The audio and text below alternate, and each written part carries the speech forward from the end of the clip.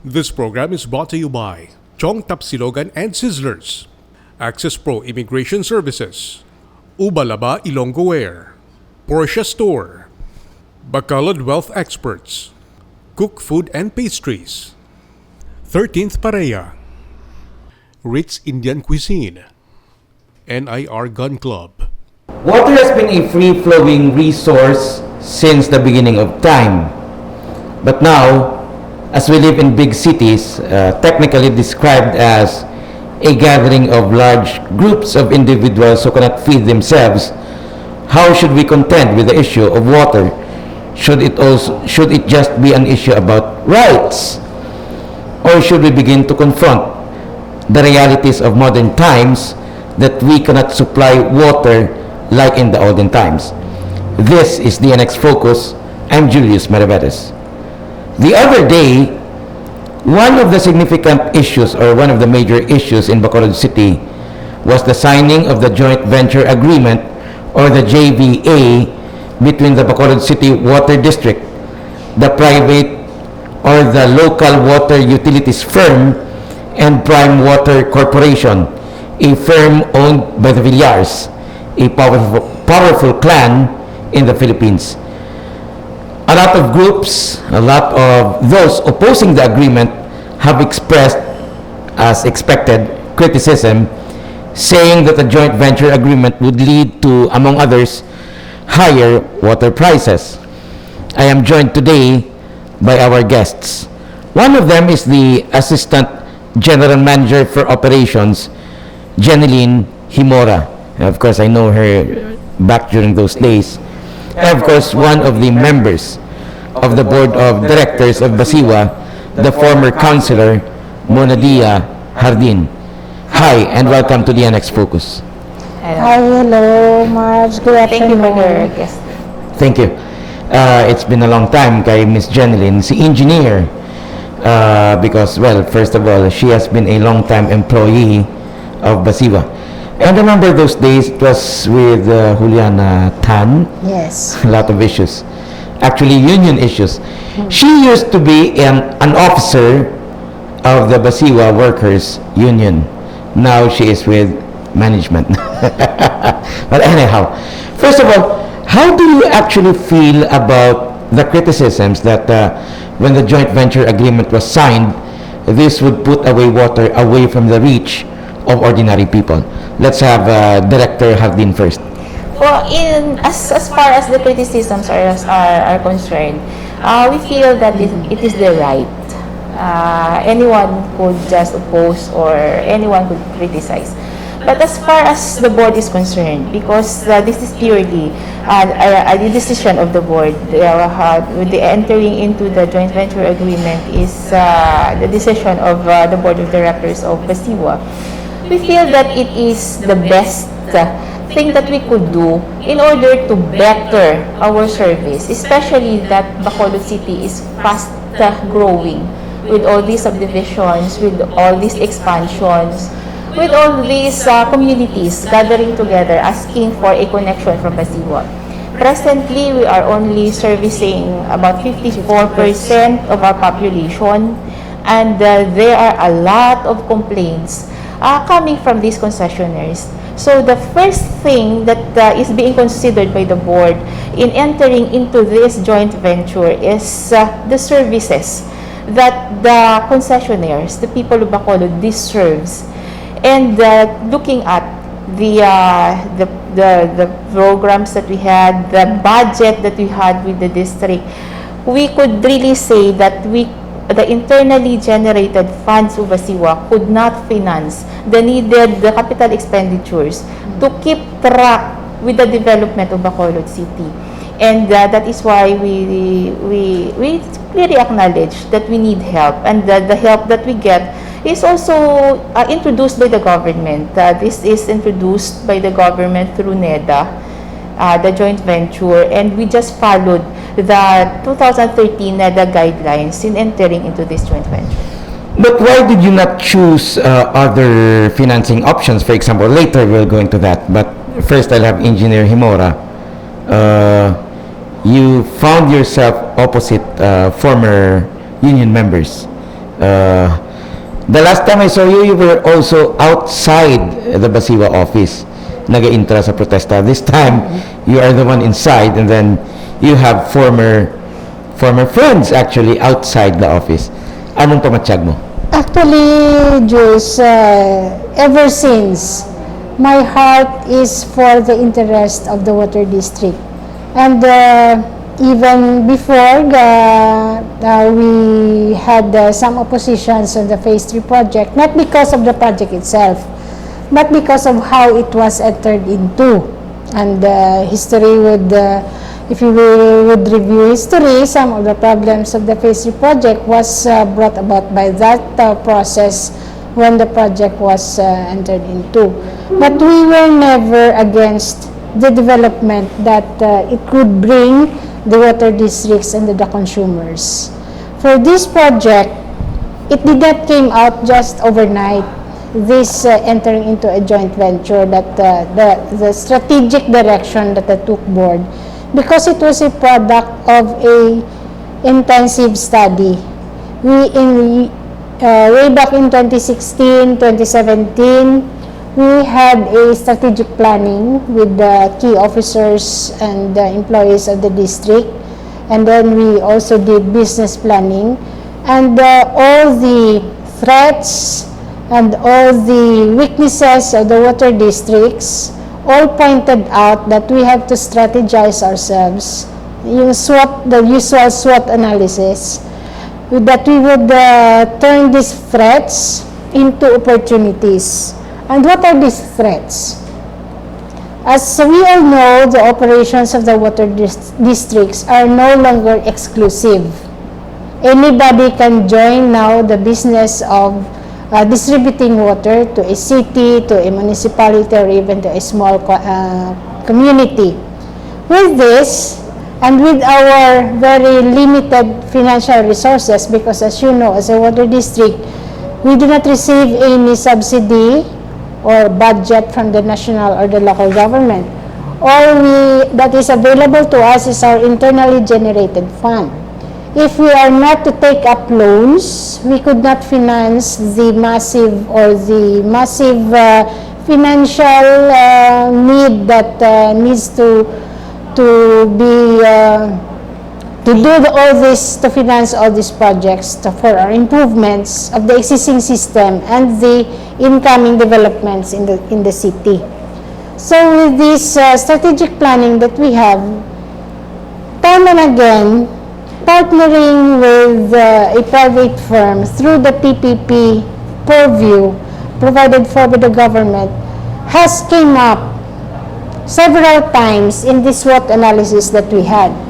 So, if you would go to Cebu, if you would go to Iloilo, if you would go to Manila, most of these water companies, the new water companies, private ones, are competing with the water districts. In Iloilo alone, they had 5 private companies competing with the water districts. The water district itself partnered also with a private company through a joint venture. In Cebu, they have also several players in the industry. Considering the status of the water district, that it has no financial resources, how can it compete to a private company with enough financial resources to speed up all this development and develop additional sources? So if you are consumers, if Utility A, which is a private company, and Utility B, which is Basiwa, and the services that Basiwa offers lets them wake up at 1 o'clock in the morning up to 3 o'clock in the morning just to store water, because by 7 o'clock they no longer have water flowing in their faucets. While this company came in and then they can offer you 24/7 water, as a consumer, would you be for a small increase, small difference in the water rates? Of course, as a consumer, if I'm a consumer, because I too am a consumer, even though I am an employee of the district, it's a no-brainer that people would always say, although we select the better service over the one that is offering them a very mediocre kind of service. So, before we lose relevance in the development of the city, it was a strategic direction that the board took to open ourselves to the unsolicited proposals that was submitted way back in 2016. We already received these proposals way back 2016. But as a company or as an agency, we too have pride. Amba kami nga hindi lang taanay kay kalaw ay man nga nang we would open up ourselves nga mo nga hindi kami kasarang. So but then we did that organizational dissection of our organization, if really where are we heading. So it proved that we need help before we lose relevance in the community. But para sa aton ng mga viewers, ang ginaistoryahan ta is about the Basiwa privatization. Pero kung simple ang istorya, dugay na naplanuhan as you have pointed out.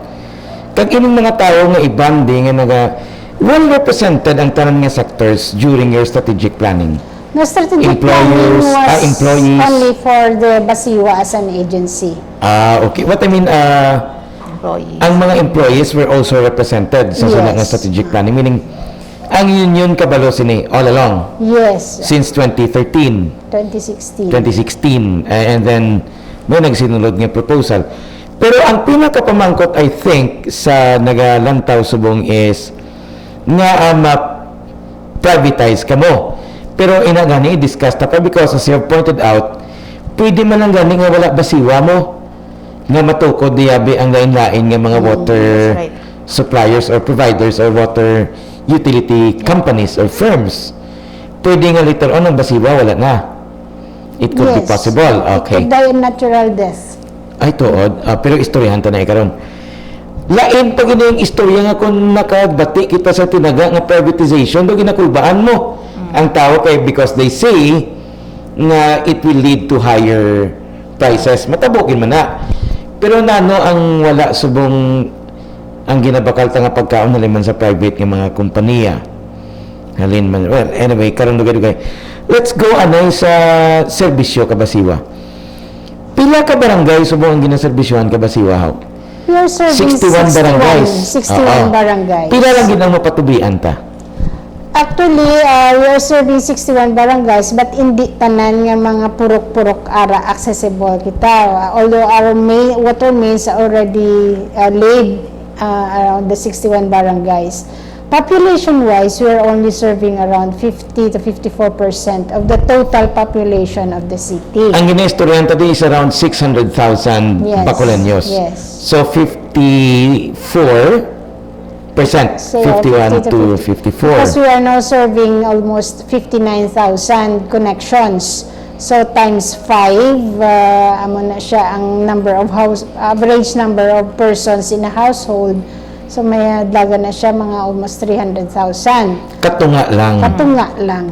siyang total population ang matagan niya tubig.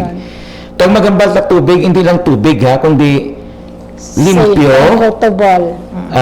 potable, meaning pwede mainom, hindi lang nga para sa panglabada, kag mapaligo sa ido, kundi kag labi sa tanan, reliable, masaligan. Nga bisan alauna sang kaagahon, pag Open. abri mo sa lipo, may magwa. Sa tuod lang ang akong tubig subong kisa hindi ka nakatigang mo. Kaya pag abot mo sa balay mo wala tubig. Now, of course, I would suppose you are well aware of that. Magluwas na katunga lang sa populasyon ang inyong maserbisyohan. Damo pag problema. Kisa hina ang water pressure. May ara pagid. Kung mag-brown out kisa may mga lugar nga wala kang tubig. Nga. Wala sang generator ang mga pumping stations kabasiwa. May ara but not 1:1. For example, may ara kita subong ka 57 operating deep wells, no, production wells. Ang amon nga generator sets almost 30 units lang. So they are strategically located sa mga dlagko lang naman nga mga pumping stations. Ang iban sina mobile, kaya kung silo-silo ang aton nga power interruption, gina-silo man ang mga mobile units sa mga affected nga pumping stations. Ang problema lang naton kung unannounced ay nga mga power interruption, kaya it would take time pa nga magkuha ka to sa isa ka lugar, dalaw mo naman to siya sa affected nga area, kag ikon kapinpain lang naga-fluctuate bala. So bago pa lang nimo to madala ang imo genset, nagsiga naman uli, dito naman sa lain ang power interruption. So amo na siyang kabudlayan namon kay hindi man barato, no? These generator sets are not cheap. We have to spend several hundreds of thousands of pesos to buy one unit nga generating sets. So that is why Mamona have mentioned earlier that our internally generated funds cannot finance the necessary capital expenditures, and that includes generating sets, additional sources, vehicles, maintenance of our existing pipes and machineries. So ginapili lang na priority over priority. Pila na utang sa Basiwa subong? We have 537 million loans sa LUA which was refinanced by DBP. So, ang ginrefinance sa DBP sa 2015 is around 500 plus million. So, subong ang balance is only around 400 plus. So, that is the debt service that we are paying. However, LUA is still charging us for the open account bill. It was a spillover of interest over interest over interest of the Phase 3 project. Nasirahan na, nag-close out na to ang JBIC fund. So, may mga loan, charges pa. So, nag-spill over ang interest over interest. Kaya ang 537, may 108 million na siya nga capitalized interest. So, kung nagdugay, may mga delay sa project, nag-charge sang interest, which is capitalized. And last year, LUA charged us a sum of 640 plus million for this open account bill, which is only a tripling interest over interest. So, wala kami nagsugot because when the LUA administrator was still Administrator Ibarra, we had an agreement already that Basiwa would only recognize around 81 million for this open account bill. However, this was not signed into an agreement because LUA then has no complete set of Board of Trustees, so they do not comprise a quorum. So when Administrator Jesse Lapus took the helm of Basiwa, he refused to recognize this 81 million that was previously agreed, and he billed us instead 640 plus million. 649 million, and that is now there's a case, we filed a case against LUA for this unconscionable amount being charged to us. Okay, so you have been against the loans actually in the past, no? You were one of those sang-ara ka pa sa union. Because if I remember right, way back then, ang point ninyo na it is not being spent properly, ang kwarta. There were charges of LUA that which we feel na out of the 547 million, the physical cost for the project is only around 300 million. All the rest, the 247 goes to the capitalized interest, supervision, design, that goes to LUA. And the main reason that we opposed that loan was the process when it was procured. Basiwa was just a end user, and we were not part of the design of the bidding of the loan. So it was all prepared by LUA, And what we intended then was that we shall be participatory to the process. But can we say that the loans were not put to good use? Wala nagamit properly? Of course, it was put to good use. The physical cost of the project, Handumanan and Felisa itself are one of the recipients of this project, wherein way back in the time of Attorney Alimon, they are, when the Handumanan relocation site was first activated, they had been petitioning Basiwa already that we would put up a water system. However, at that time, we don't have the money to put up the needed infrastructure. It was only then in this project, in phase 3, that the water system had reached the area of Handumanan and Felisa and other areas in the city. So the physical aspect of the project was very, very useful to our communities now. I think ang isa ka, I don't know how to call it exactly, pero what is usually missing sa mga isyong amuni, not only Basiwa but a lot of other issues, is the lack of nuancing. As they say, ang panulay ara sa detalye mo. The devil is in the details. And you are saying na may study ka mo. I don't know why it was not made public, no? Now, I'll go to Director Hardin. Ang option is a joint venture agreement. Antes ka mag-decide, were there other options and Yes. discuss? Yes. Please. The joint venture was the last option that we had. We had several options. One of those is to increase our rates. Okay, if we could remember it right, the rates of Basiwa, we only increased our rate way back 2009.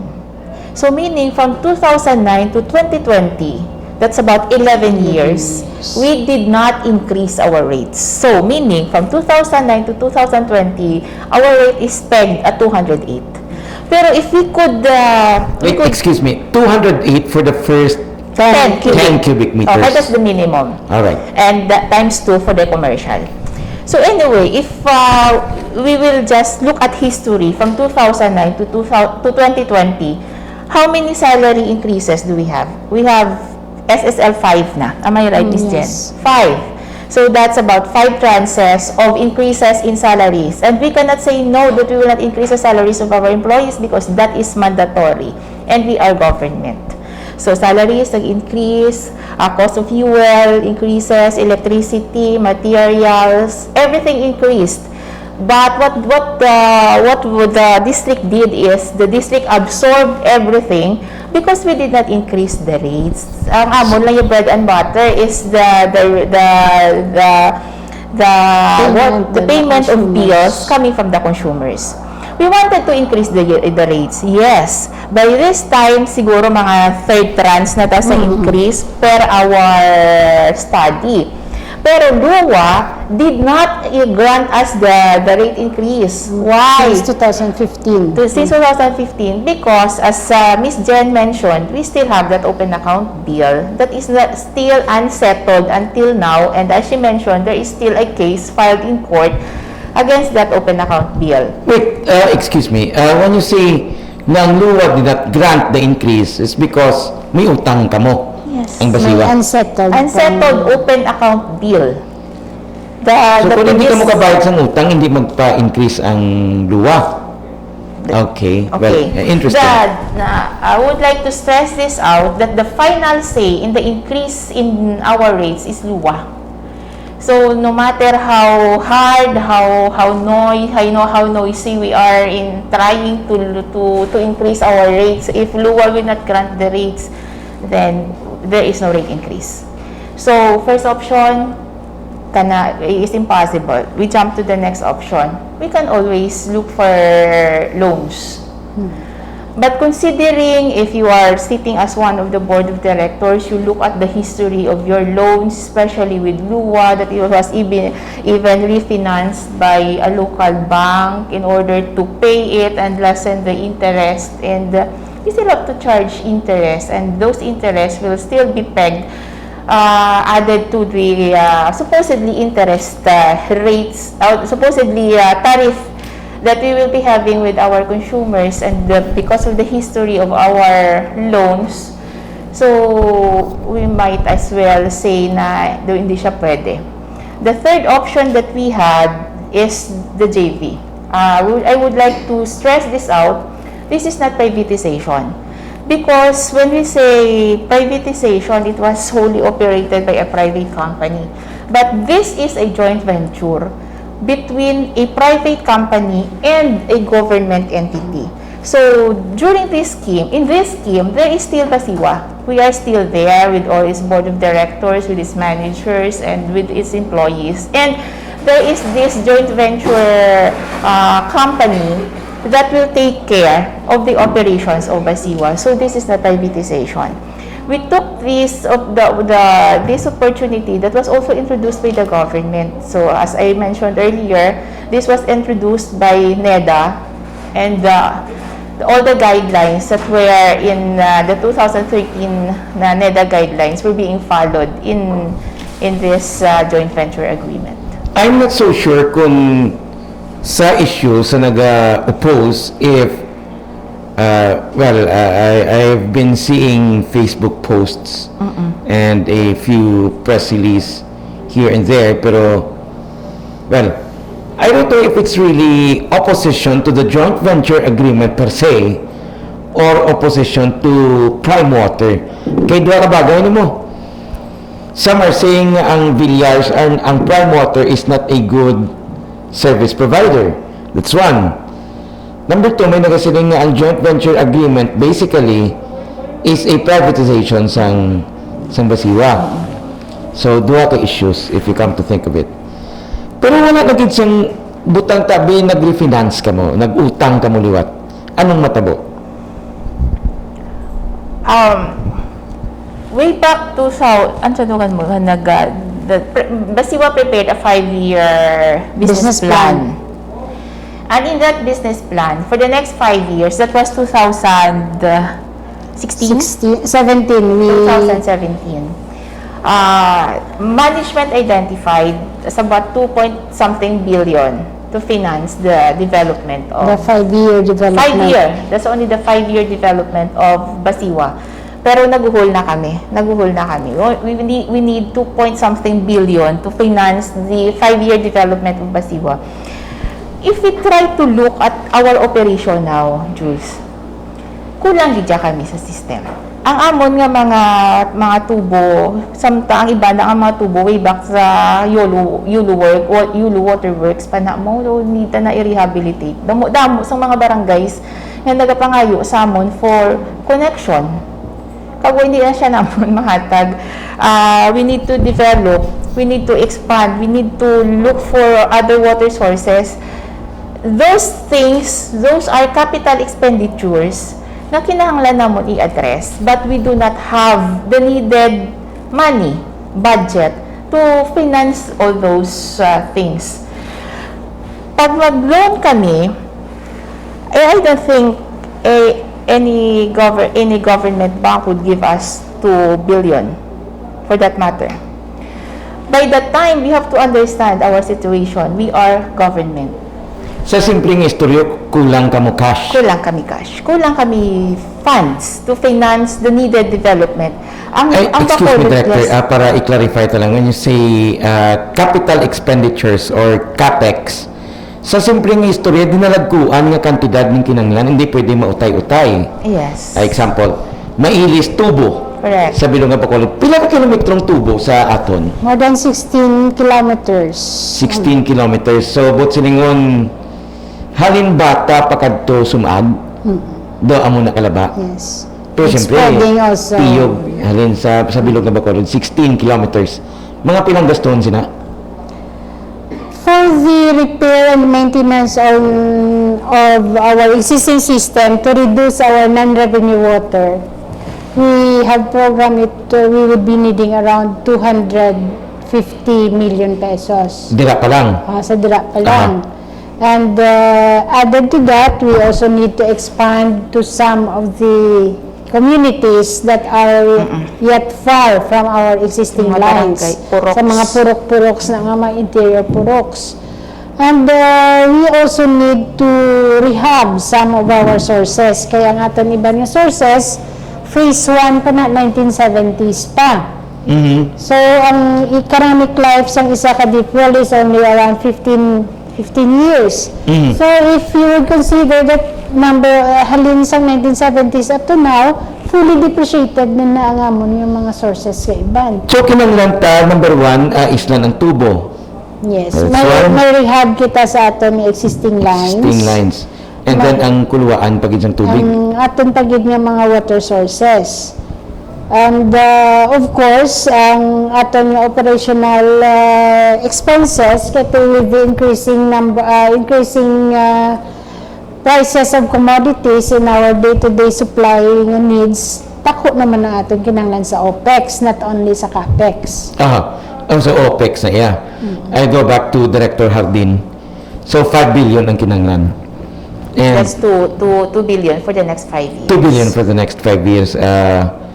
Ini would include rehab kag ilis ang rehab, basically ilis ang tubo. May mga asbestos pipes pa tao. Wala naman Wala yun. naman. May small portion siya pero daw hindi na siya ginagamit. Pero kinanglan nga halos islang tanan, mo na siya. Very interesting. Tigulang pa ning iban nga mga tubo sa aton? Yes, we have pipes aging around since 1928 pa na. 1928. 1930s. Di nga part na. Halin sa ang Yellow Water Works pa na ang halin sa aton nga spring sources. Spring is In Alangilan, bukal-bukal kag buro-buro. Buro, going to the city. Kag ang sa city proper mismo, kay because the population sang una is only the covered area of the Yellow Water Works. So we still have GI pipes, we have still PE pipes, we have CCI pipes that needs to be changed, to be replaced. Ang existing pa nga mga steel pipes and PVC pipes over the years, naga-subject man siya sa wear and tear. So that's why we have a lot of leaks na nang nag-leak ang aton nga tubo. Mayo lang kung magwa siya sa semento kay ma-repair ta. But most of the leaks are non-surfacing leaks. Sige lang siya bala tubod sa dalom, either gasulod siya sa suba or gasulod siya sa mga drainage system. Ang impunta tayo and sumagan because the soil formation there is sandy. So wala na siya gagwa, kundi nga salupsop na lang siya sa aton nga sand. So 8 years from now, may century pipes na ta. Yes. 1928. Hindi nyo pag ikakason, ha? I-display nyo na kay for the record na mo. Diba? Century old pipes, ha? Antique. Antique. Anyway, seriously, this is actually a serious discussion about water privatization, they say, you know? So, 2 billion over the next 5 years, hindi pwedeng utangan na sa bangko. I don't think any bank would grant us the loan. Ano pa yung ibang naging discuss That's mo? only for the next 5 years. Next 5 years. Grabe ang development sa Bacolod. Kasaka. Kami dire. Kung kami next 5 years, di na to ayhan si Bacolod, madlagan pagi kami. Yeah, ano ninyo yung forecast daw? Anong forecast niyo, ang growth forecast niyo, nakita niyo nga growth forecast sa Bacolod? Kag anong kinanglan Grabe na punan sa Basiwa? Grabe gid ang growth forecast ng Bacolod. Naman. Tanawon ta di bala, grabe ang mga subdivisions sa sinulod High-rise condominiums are already everywhere. Subdivisions nga low cost subdivisions damo kaayo sa mga barangays lang, and that equals water. They need water actually. But pardon me, Director, the critics would say nga gina-requirement ang tanang ng subdivisions to have their own water sources. Not all. Not all. Because although we do have our water line subdivision extension policy, but these subdivisions plus the barangays itself, now in the area subdivided community, sige man increase ang aton nga population, and it's not only subdivision subong ang sprawl. It's the high-rise living ano na siya, nga multiple living conditions and a high-rise Vertical living na. vertical na siya. And hindi na siya gamit subdivision na panawag, kundi ng may term ng isang they are making new communities. Townships. Townships, yes, townships. With malls, with offices, with entertainment, and of course, residential units. So this would require a large volume of water to really keep up this kind of developments. Kung i-boil down tayo into simple terms, pila ka cubic meters a day ang konsumo ka Bacolod? O galon na ba ma-forecast? And na-quantify nyo? Sa Subong, mga almost 54 million liters per day. That's 54,000 cubic meters per day. Ano lang na siya on the average. And we are producing around 80, but the 30% of that goes to waste because in isang aton non-revenue, leakages, pilferages, and ano na siya ng engineering system losses. Ang inapang-usar natin niya sa aton gidya operations kag ang friction losses abi sa pipes. However, this 54 million liters per day, kung na siya, hindi na siya real nga demand sa aton nga concessionaires because that is only around 25 to 26 cubic meters per month. Ang pinaka-ideal gid niya usaron sang isa naton ka household is around mga 31 cubic meter per day, 30 cubic meters per month. So may deficit na tangadaan. Ano pila ka litro na siya? 30 cubic is 30,000 liters. So 1 cubic is 1,000 liters. So, kung mag 54 million liters a day, gina-expect nyo in the next 5 years, mga ano ka dako ang kinanglanta? Mga sobrahan ng almost 200. Ang sa next 5 years lang yan, at least makalabot kita mga almost 80 to 100 Halos MLB. madouble. Madouble. Because we also, not only the existing, that is only for the existing. We still have a lot of new consumers that also wants a water connection. Mga pilang expected yung madugang sa concessionaires? We have projected that by the end of the 5th year, we can serve almost 60%. No, I mean, ang madugang, balagi na-expect nyo nga madugang? Ang madugang is almost around mga 4,000 connections per year. Subong you have how many connections? Subong 59,000. 59,000. So, gina-expect nyo in the next 5 years, ma-63. Mas 60, almost 63. So, the main objective of this joint venture is that we can serve, or if not 100% of the population of Bacolod, to at least 90%. In the next 5 years. In the next, for the whole duration of the JV, which is 25 years, it is envisioned to serve 90 to 100% of the total population of Bacolod. So, ang ginpolitikan nyo, wala nagid sang iban nga means. Kung i-dirita kita i-concentrar nga ang proposal nga, I mean, coming from oppositors, of course, nga may iban pa nga pamaagi. And then one of those nga nag-oppose man si Councilor June Gamboa, who is saying nga may ara iban nga pamaagi. Have you thought of those iban nga pamaagi? Let's have director first. Procurement. Kung may ara, Guro, Jules, din kuha na mo, no? Pero I would like the people of Bacolod to understand what is Basiwa. So Basiwa being a government-owned uncontrolled corporation, subject kami tanan ni sa ng lagis ng gobyerno. So how long could isa na da nga nagapahinay isang aton nga giho is the procurement process. How long can we finish one deep well? 2 years? Why? Sa procurement pa lang daan, makikita sa bidding. Ang bidding, aprubahan sang board, ihataga notice, mabidding, kisa may failure of bidding, mabalik sa board, i-approve ang failure of bidding, mabidding liwat. all those things. So sa bidding palangadaan, it will take us months before namon ma-implement ang isa ka proyekto. May COA pa kami, may DBM pa kami. So even ginatanaw namon nga if ang amon subong nga kinahanglan dasig nga pag-develop sang amon nga system to also keep up with the dasig development of Bacolod. Director, allow me to cut in now. So essentially, ang very nature of Basiva itself naga-prevent sang madasig nga adjustments.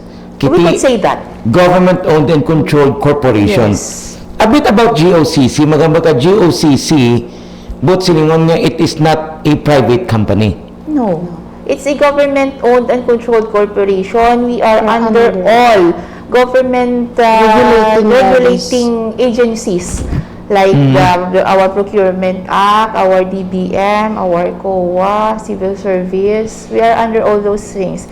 And we have to secure everything and we have to see to it that everything is acceptable to these agencies before we could implement a project. Those socialist galit no nga panag-iya gobyerno. For example, Jules, we would like to buy a service vehicle. Before we could buy a service vehicle, we have to ask DBM. National, hindi local. And then DBM would forward that to the sa LUA, to the DPWH, to the Office of the President. If we will allocate a budget for one service vehicle this year, igo na siya mag-abot ang approval that we can go ahead with the procurement of such service vehicle next year pa. So the budget that you allocated this year may no longer be enough sa price level na next year when that item was approved. Plus the procurement process pa, nga it would take around, ang pinaka-fastest duro nga procurement is around 4 to 5 months. Before mo na siya physically mausar nga ma-deliver sa imo nga ulusaron nga proyekto. So, ginamamatian kong inyong habal, wala na sing iban nga option, you think, aside from the fact na wala ka mukuhaan sang kwarta, but when it comes to the process ng pag-implement sang pagkambyo, kung hindi mo pag-ipagi sa joint venture agreement, mahinay.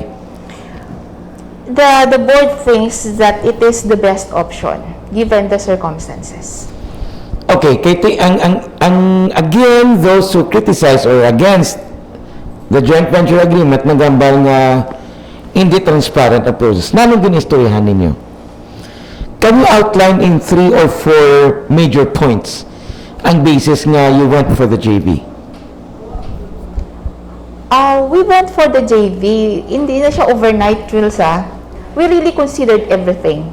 The report of management, we consulted management, we looked for alternatives, and the JV is the last option that we took. And we think that it's the best option. For one, it is also introduced by the government. Second, what is wrong with having a partner? Especially with having a partner who can finance the needed expenditures, the needed capital expenditures, the needed development of the water district. Because we also have to consider our service. First and foremost, we really consider the service that we will be giving to our concessionaires. At the end of the day, daog di ang aton ng mga konsumidores. Ako for once, I've been a punong barangay and I knew a lot of people. Being the Liga president years ago, I knew a lot of people and a lot of people are really complaining as regards our service. This is really true. Even may mga neighbors lang kita dira sa neighboring barangay, Sandumanan, Filisa, Mansilingan, they are really asking for better service. And we look at our resources. Can we give them the best service that they deserve? And looking at our, I would say, internally generated funds, the board would really say that we cannot. And Pilang ginakita sa Basiva every year? Pilang ginakita? ang net profit ka Basiwa every year? Ang net income of Basiwa for last year, 2019, is only around 34 million. 34. And net income is not equivalent to cash flow. Okay, exactly. Okay, exactly. So, we... Although if we follow that argument, Abino, nga, okay, i-reinvest yung inyo kita. Ganun hindi. how can we reinvest our income when we ourselves needed that additional resources to finance our needs? Wait, let's go back to that computation. You need 2 billion over the next 5 years. Over the next In CapEx, ha? CapEx only. CapEx na siya.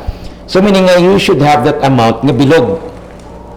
Nga bilog at least. Ang 2 billion. At the beginning of the year. At the beginning of the year. Kita mo na igasto nyo. Now, for the benefit of our viewers, when you say CapEx, capital expenditures, kinanglan mo yan, dako nga kantidad sa sugod. Yes. Amo nang igasto For the ninyo. year. So, for example, just for the budget here, budget hearing activity that we had for this year, sa last quarter of 2019, the operations needed around 198 million for the proposed projects to improve our services. That's including sources, pipeline extensions, pipeline maintenance, gensets, and other equipment that the operation needs. Our budget would only allow us 30 million because the 40 million is already allocated for the purchases and the projects of 2019 which were not fully paid in 2019. Carried over. So it was carried over for the following year, 2020. So our allowable budget for CapEx is around 70 million, but the 40 million of that was already pre-allocated. So you only have 30 million new projects that can be infused to the system. But then again, dira ang problem kisa because when we discuss about ang position pati sa isa ka issue, we don't necessarily go over records and facts, no? Example, I mean, this is not only about Basiwa, but for the longest time, ang Pinoy after 1986, we've been talking about corruption, no? But ang pamangkot, do we even bother to go over the contents of a budget proposal? For example, ang annual budget ng syudad, no? And we try to understand the figures and the terms even, no? Kiti magambal kaya capex, magambal ka reinvest, magambal ka net profit, kisa kasibod na nga, basta may corruption na. Diba? Nangawat naman nila sila. And that is what is being accused sa inyo. Na nangawat ka mo. To daw. If they have proof, if they have proof, go ahead. Okay, but we'll go back again to the 2 billion over 5 years. Kaya may nag-offer man nga mautang ka mo sa land bank. 500 million. Hindi kayo. So, kung mag-joint venture agreement kaya, what will happen is Prime Water will give, Will finance. will finance. Okay, walk us through that agreement. Ano ang contents ng agreement? Kag na-release na wala pa? As to. Agreement as to. Ang joint venture agreement between Prime Water and Basiwa. Kung tanawon ta ang below na agreement, it's for 25 years. But Prime Water will finance the needed infrastructure development, rehabilitation, including the septage management of our city. Siltage. Septage, including Septage. So, meaning pati ang atong yung mga tamburong. Not yet sewerage, only septage. Septage We lang. could start with the septage. Not sewerage. The contents of our septic tanks. Sila bahala. That would be hauled i-siphon and then be brought to a septage treatment facility. Daw paaman nila na abi. No, it's really part Part of the of, contract. because under the law, under the Clean Water Act, we are already required to have this, for a start, if we cannot afford the full sewerage system, we can start with a septage management. Buti mo wadaan gali ni Ubra negosyo ang mga Poso Negro Mga siphon. malabanan nga Pero tayo. it is being required. Ha? Required, yeah. Because what is happening now is they siphon your septic tank and then just transfer the content of that to a nearby creek, to a or nearby river, to a nearby drainage system, or to a vacant lot which na untreated. Amo na nga tambok isa ang mga So isda all the no? bacteria and the pathogens are just being transferred from your septic tank to another place. O tilapia gining makabenepisyo gali ni mga So muna. in this septage management system, we will have a septage treatment facility wherein all the contents of the septic tanks being siphoned will be brought to this facility and it shall be treated. So the solid and the liquid part will be treated. The treated liquid part shall abide with the class C na siya nga classifications ang DNR before it can be disposed to a body of water. Interesting because subong na ang diskusyonan nga ining ga-operate kini sa mga siphon wala gali ng treatment when they dispose of it. No. It's just transferring one pollutant, one pollution to another place. Okay, but again, I'll go back to the 2 billion. Okay, the options. So, Prime, over the next 25 years, will be investing in Bacolod, specifically in our water district, about 6.3 billion. That's in terms of capex, of development. So, all this development, they will undertake. They will finance everything. Tanaw namon sino madaog concessionaires because in the next 2 to 3 years they promised us that these concessionaires, our concessionaires, will be getting 24/7 water connection in the next 2 to 3 years. 2 to 3 years. We are binded by a contract, and in that contract it was specified what will they do to Bacolod in the first year. So what are the capital expenditures that we agreed in the first year? That includes rehabilitation of some areas, that includes development to other areas, connections to other barangays, additional sources. So to sum it up, we are binded by this contract that every year they have this key performance indicators that they will have to abide, that we will have to perform all for the development of the system. So as Ms. Jen mentioned, in the next 25 years, we will be assured of about 90 to 100% na connection sa aton nga mga concessionaires here in Bacolod, receiving 24/7 water supply and of course nakapasar sa standard. Are you going to release some detalye of the contract? Yes, that's we can always do that. That's sang nagligad lang ano naton kay may Swiss challenge mo. So after the negotiation, Swiss challenge. competitive Jutay challenge. nga explanation kay base masalan sa ibang lang abi na cheese. So it's a Swiss challenge. May competitive challenge. So this is the process. So ang process lang nila, guidelines first we evaluate. Dapat nakapasar sila sa legal, technical, and financial requirements. So nakapasar sila. After the evaluation, we go to negotiation. So we negotiate all those terms. Ano mo the first year, pila ang ihatag mo. All those things, no? That is empleyado. That including the benefits that our employees will be receiving, and that is in a one contract nga supplemental na sa aton contract, certificate of successful negotiation. After the negotiation, may competitive challenge kita. So anyone who would want to compete or to compete no, with Prime Water being the proponent can do that, no, the original proponent can do that. So may isa kita actually si Manila Waters nag-ano sina sang Bakal, sang bid documents. nagbakal sang bid documents to compete with Prime Water.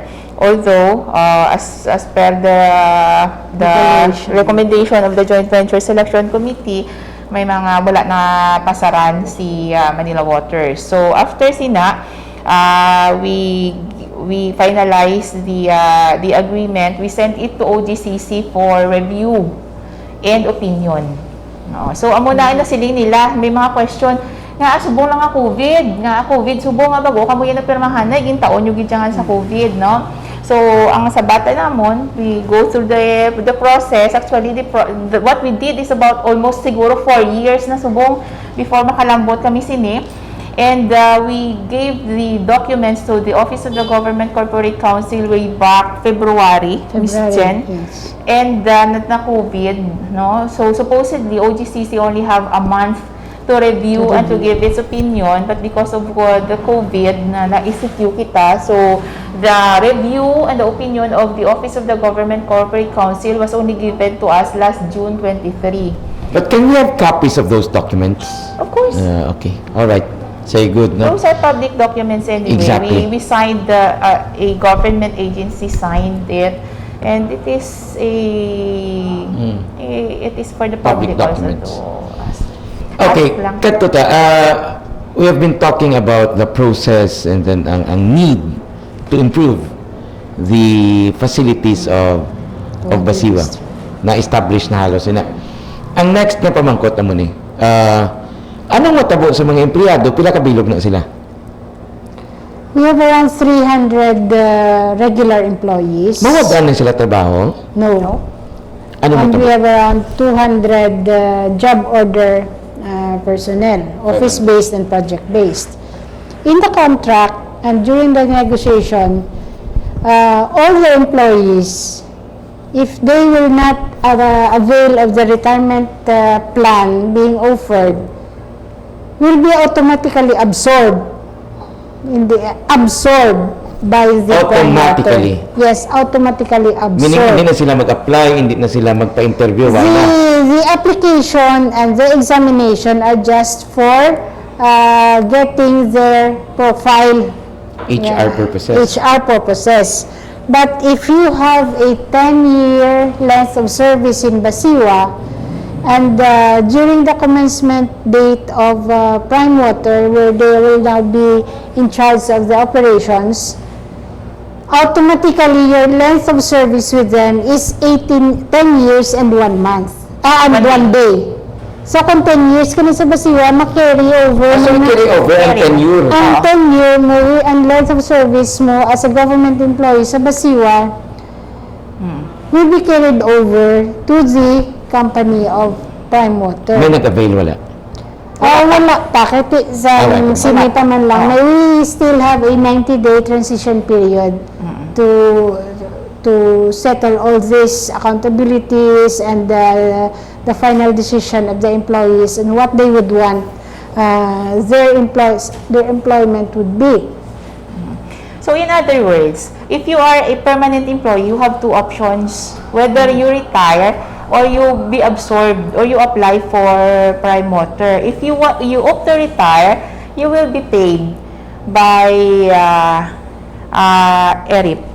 Early Retirement Incentive Program of Prime Water. They will be paid by Prime Water, and that is separate from the benefit that they will be getting from Basiwa. So that's one. If you will not opt to retire and you will still continue working, you will be absorbed, not can. You will be absorbed by Prime Water, and there will be no diminution of benefits. Salaries and benefits. So ang imong length of service, carry mo pa Japon sa Prime Water. At minimum, pila ang i-earn sa isa ka empleyado with the early retirement incentive package? That is 2.5 times their per month per year of service. So, pwede nga may milyon ang isa ka empleyado? Of course. Aha. That's 250% eh. 250%. So, it's not ang accusation disadvantageous to the employees eh. So, wala man naman nakita nakita. nga disadvantageous siya. Except lang siguro nga some of our union officers or union members claim or sila nga they will be changed from GSIS to SSS, no? Kahit syempre it's a government agency, you are under the GSIS, and once you transfer to Prime, you will be under SSS, but then it's the same insurance company. And I would like to say that this is also advantageous to our casual and job order employees. Why?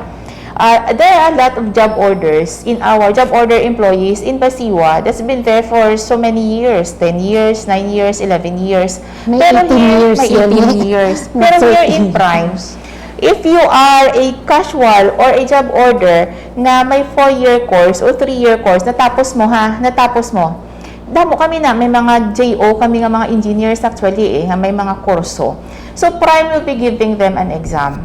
And if they pass the exam, after 6 months, they will be absorbed as regular employees of Prime.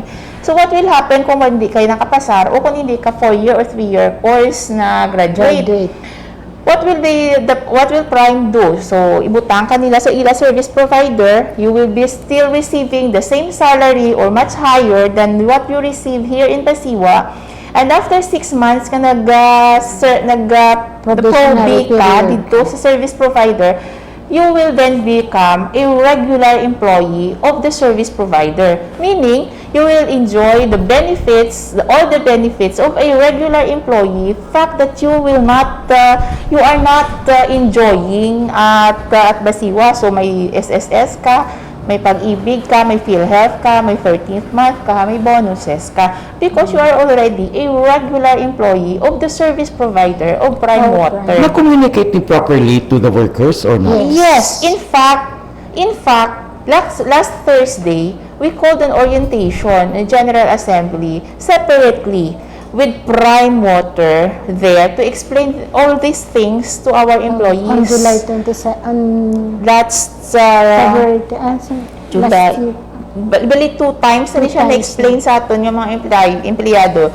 Last February and just last Thursday. So, there are 2 batches. The first batch, ang aton yung regular employees. Ang aton yung second batch are the casuals and the job orders.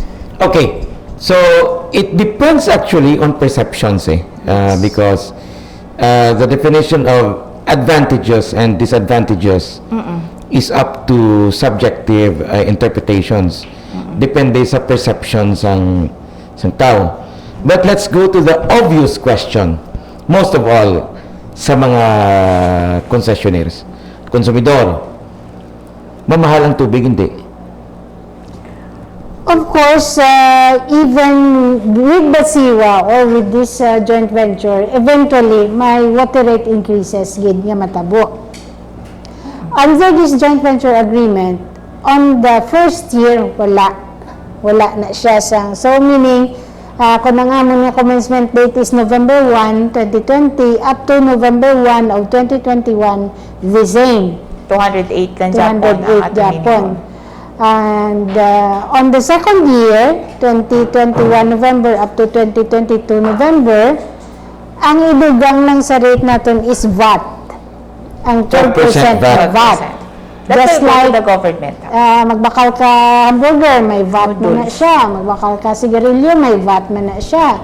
So that will not go to Prime Water, it will go to our government. On the third year, dila pa lang na ang first nila nga water rate increase masulod, subject to approval of the approving authority.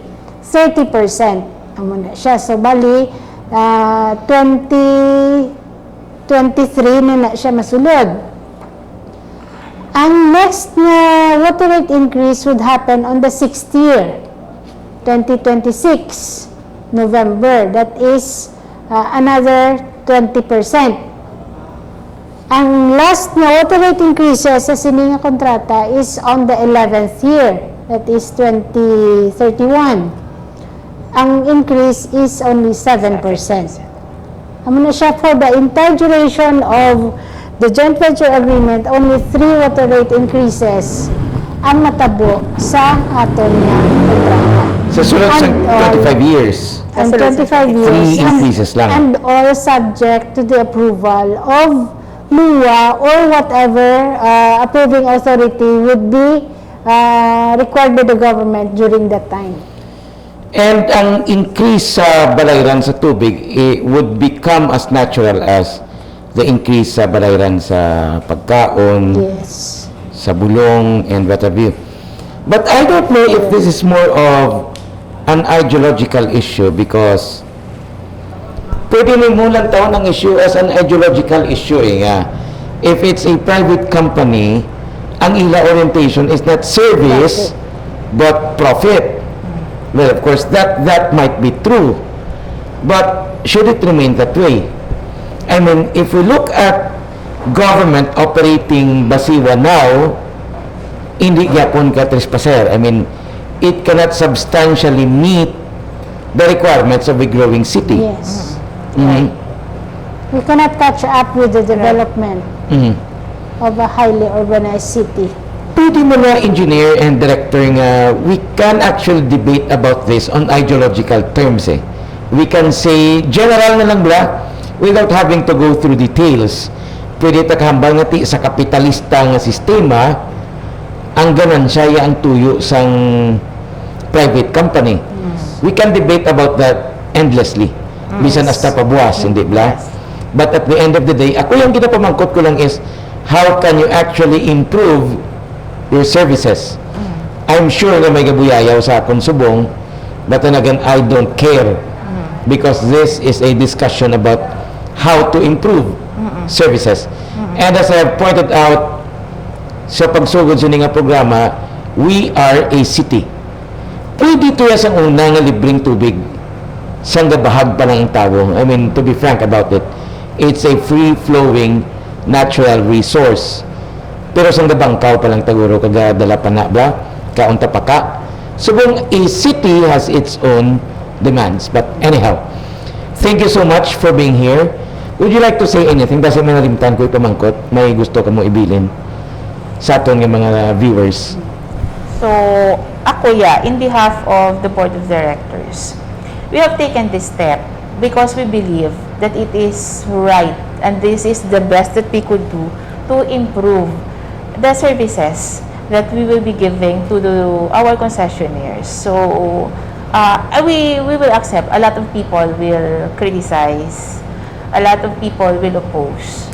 But then, we believe in this project. And we wanted this to happen, not for ourselves, not only for for the district, but most of all for the concessionaires, our concessionaires here in Bacolod. Engineer?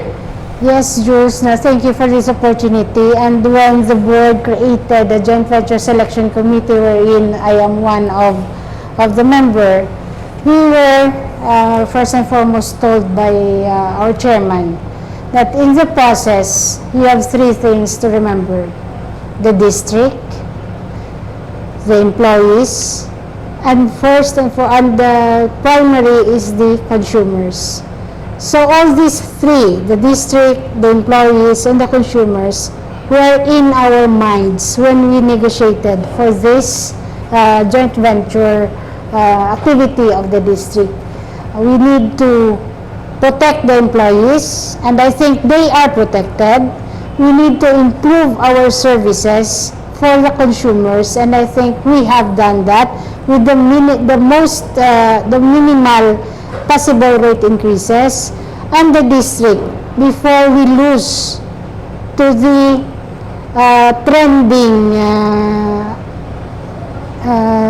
way of the water utilities now in the country, before we lose our relevance, and eventually before these private companies really take over us, we decided and we participated in this project, which is the joint venture.